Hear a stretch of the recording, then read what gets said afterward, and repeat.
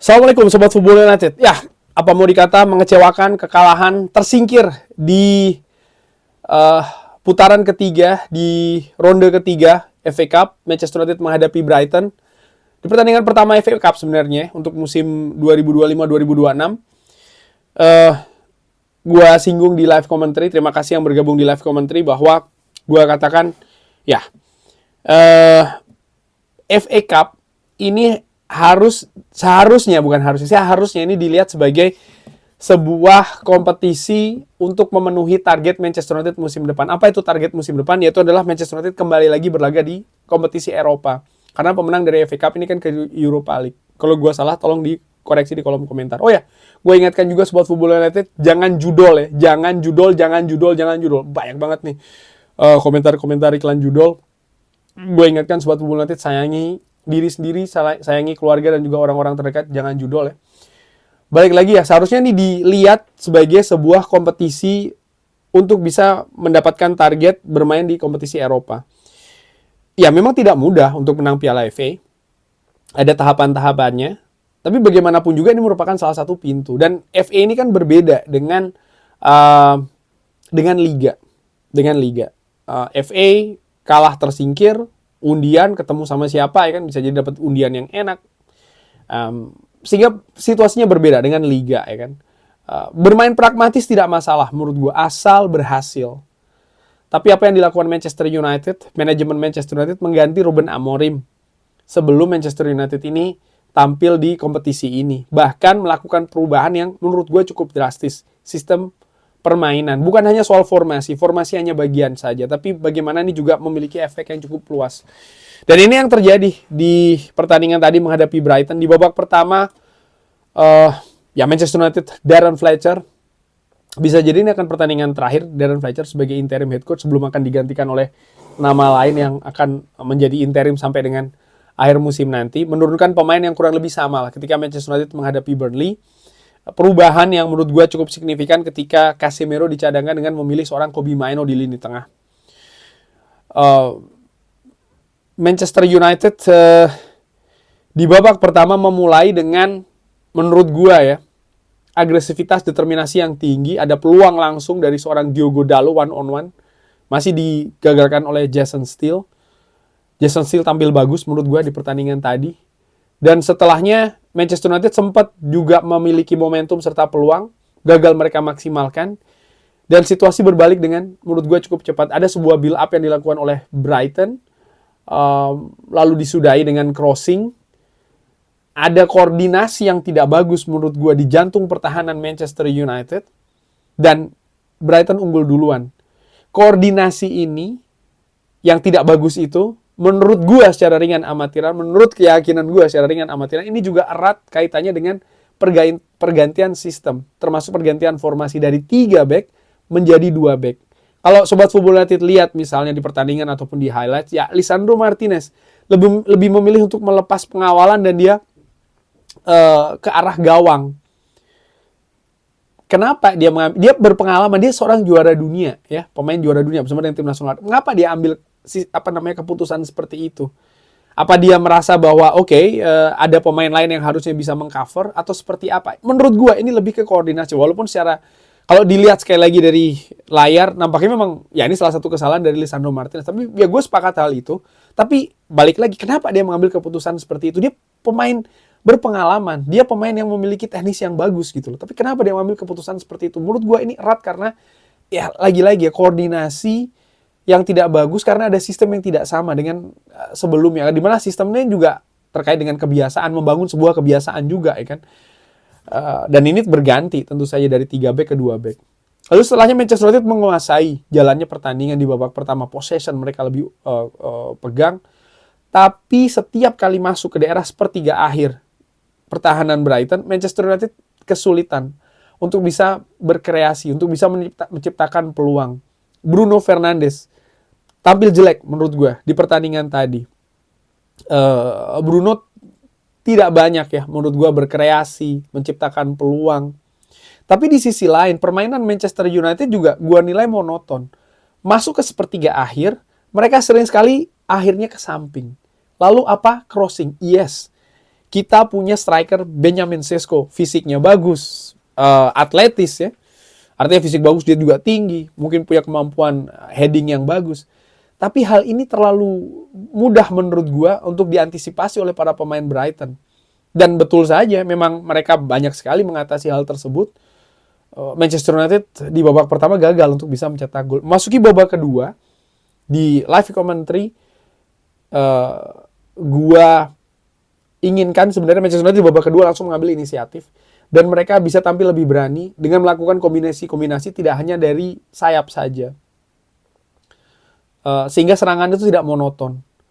Yang ada justru mereka gagal untuk melakukannya. Yang ada justru pemain terlalu terburu-buru. Gua nggak jelas ini sistem permainannya seperti apa. Di babak kedua sering sekali ketika ada satu pemain Manchester United sedang build up ini ya, membawa bola, pemain yang lain jaraknya jauh-jauh.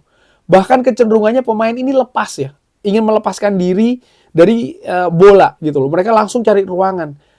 Pemain Brighton sering sekali apa yang mereka lakukan, mereka tutup nih yang sedang membawa bola dengan 2 atau 3 pemain. Akibatnya apa? Kesulitan satu orang pemain ini. Build up dari belakang ya. Leny Yoro, Ugarte, Kobbie Mainoo, Lisandro Martinez. Dan sering sekali build up ini akhirnya berkesudahan dengan bola-bola panjang langsung dari belakang ke depan. Bolanya tidak akurat, nomor satu, sering sekali tidak demikian. Atau ketika bola ini akurat menuju ke salah satu pemain Brighton menang duel. Monoton. Dan ini sering sekali terjadi di babak kedua tadi. Walaupun Manchester United secara keseluruhan babak kedua ya, dari sisi possession, momentum serangan, dari sisi frekuensi ya, mereka lebih banyak. Tapi tidak lebih baik menurut gua dari apa yang mereka perlihatkan bahkan di babak pertama.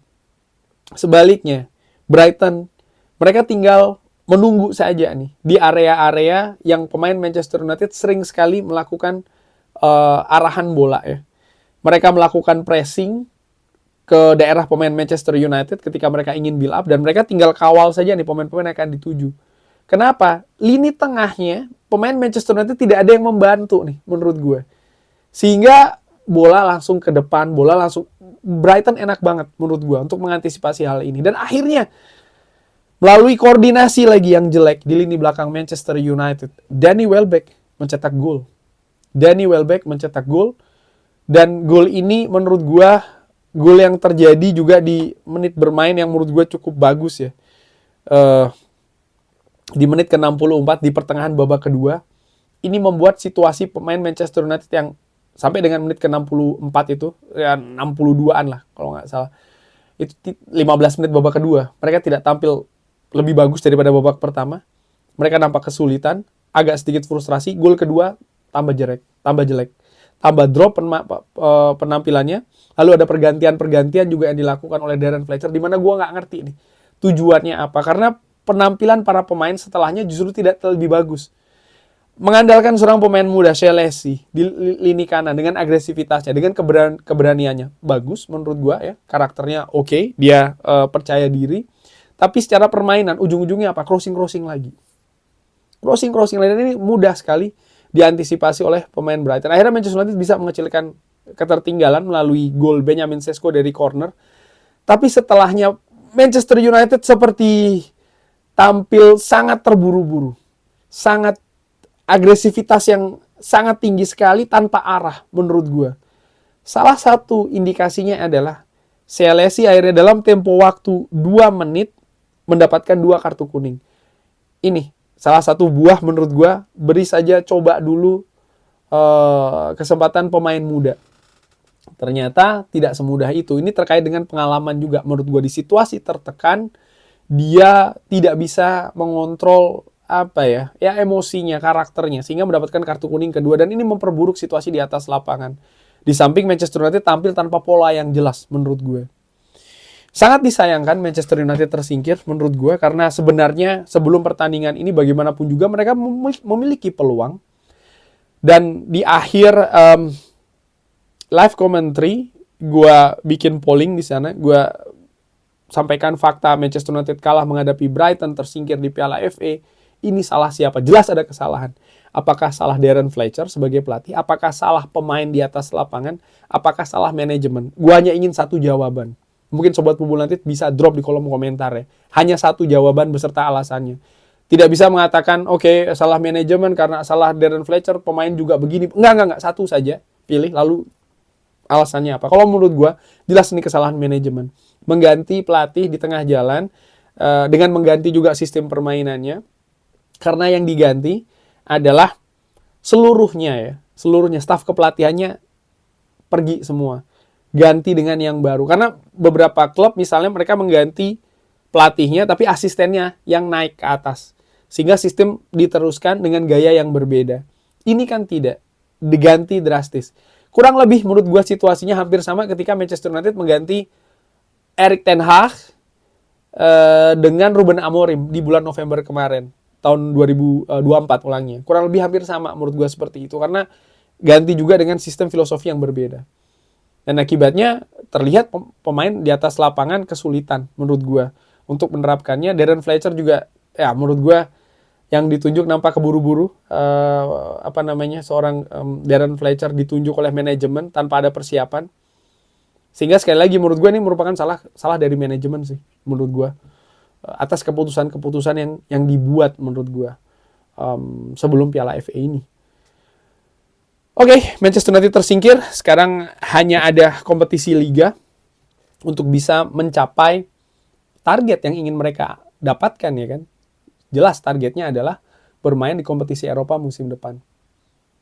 Apakah itu berhasil? Sobat Football United, terima kasih banyak sudah menyaksikan. Jangan lupa like, share, dan juga subscribe. Wassalamualaikum warahmatullahi wabarakatuh.